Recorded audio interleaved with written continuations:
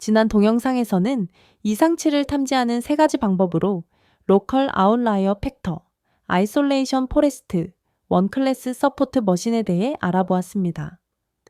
본 영상에서는 아이리스 데이터셋을 활용하여 이상치를 탐지하는 코딩을 직접 구현해보고 PCA 방법을 통해 시각화하도록 하겠습니다. 특히 이 코드는 아이리스 데이터셋 중 일부 품종을 정상 데이터로 다른 품종을 이상치로 간주하여 세 가지 이상치 탐지 알고리즘을 비교하는 실습 예제입니다. 코딩 파일은 GitHub에 있으니 다운받아 직접 실행해 보실 수 있습니다.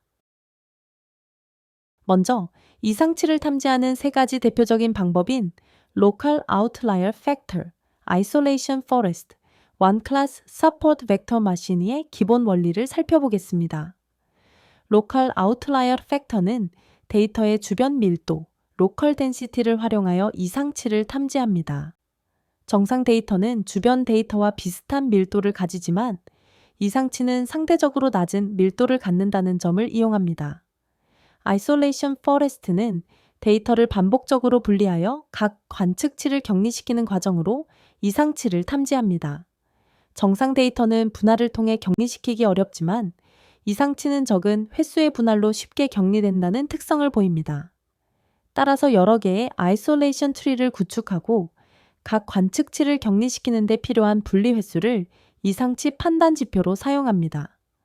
One Class Support Vector Mesh는 정상 데이터를 고차원 특징 공간으로 변환한 뒤 정상 데이터가 포함되는 결정 경계를 학습합니다.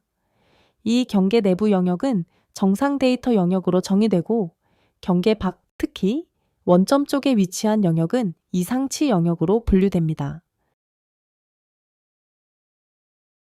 그럼 세 가지 이상치 알고리즘을 코딩으로 구현해 보겠습니다. 먼저 numpy, pandas, 그리고 데이터 정규화를 위한 민맥스 스칼러와 같은 라이브러리를 불러옵니다. 또한 시각화를 위한 매플랏 라이브러리와 차원 축소를 위한 PCA를 사이킨런에서 불러옵니다.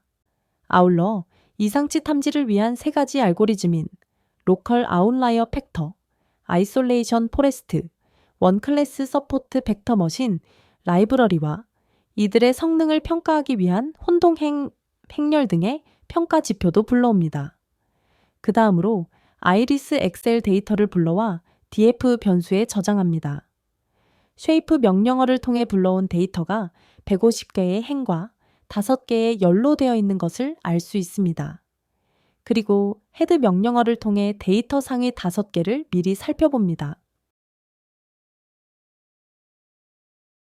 유니크 명령어를 통해 품종 종류를 확인해 보면 세토사, 버시칼라, 버지니카 세 가지 품종이 있는 걸 알 수 있습니다. 각 품종은 50개의 데이터로 구성되어 있으므로 이 중에서 세토라, 버지니카 두 가지 품종만 선택하면 총 100개의 데이터가 됩니다. 이 중에서 세토사 품종을 숫자 1, 즉 정상 데이터로 설정하고 그 외에 버지니카 품종은 숫자 -1, 즉 이상치로 설정합니다. 그럼 이렇게 레이블 컬럼이 생성되면서 세토사는 1, 버지니카는 -1로 표시된 것을 확인할 수 있습니다. 입력 데이터는 붓곳의 4가지 특성이기 때문에 필요하지 않은 품종 및 레이블 컬럼을 제거하고 X 데이터에 지정합니다. 그리고 정상 및 이상치 레이블을 포함한 컬럼을 Y 데이터에 배정합니다. 그 후 민맥스 스칼라를 통해 X 데이터를 0과 1 사이 범위로 정규화합니다.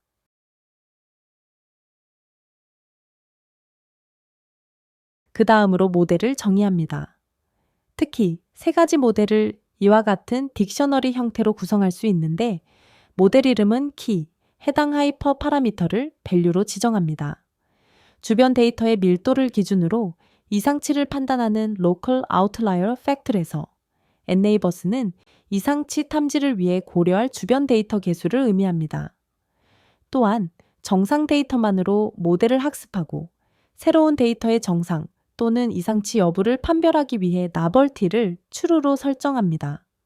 그리고 데이터를 격리시키기 위한 분할, 정도로 이상치를 판단하는 isolation factor에서 contamination은 훈련 데이터 중 이상치로 가정할 비율을 나타냅니다.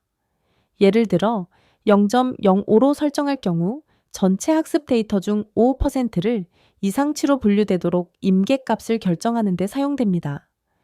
이 값이 너무 크면 정상 데이터도 이상치로 잘못 판정하고 반대로 값이 너무 작으면 실제 이상치를 놓칠 수 있습니다.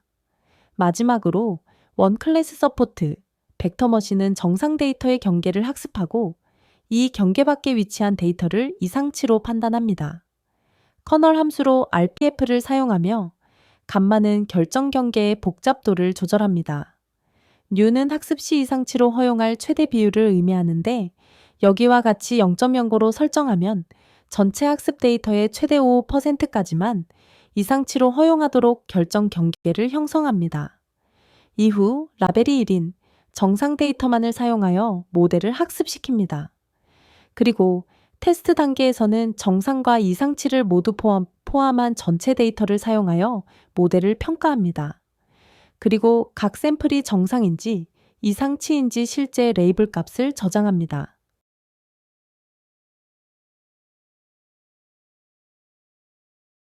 이 단계에서는 각 모델의 예측 결과를 출력하고 PCA를 통해 시각화합니다. 특히 각 모델의 예측 성능 지표는 혼동 행렬과 프리시전, 리콜, F1 스코어를 통해 비교합니다. PCA를 통해 4차원 데이터를 2차원으로 축소하여 시각화합니다. 오른쪽 그래프에서 파란색 점은 정상 데이터, 빨간색은 이상치 데이터를 나타냅니다. 시각화를 통해 각 알고리즘이 이상치를 얼마나 잘 구분해 찾는지를 직관적으로 확인할 수 있습니다. 본 예제에서 아이솔레이션 포레스트 경우 컨테미네이션을 5%로 설정하였는데 50개의 데이터에 대해 0.연고를 적용하면 2.5라는 값이 나오는데 이상치의 개수는 정수여야 하므로 3개로 결정되는 것을 보여주고 있습니다.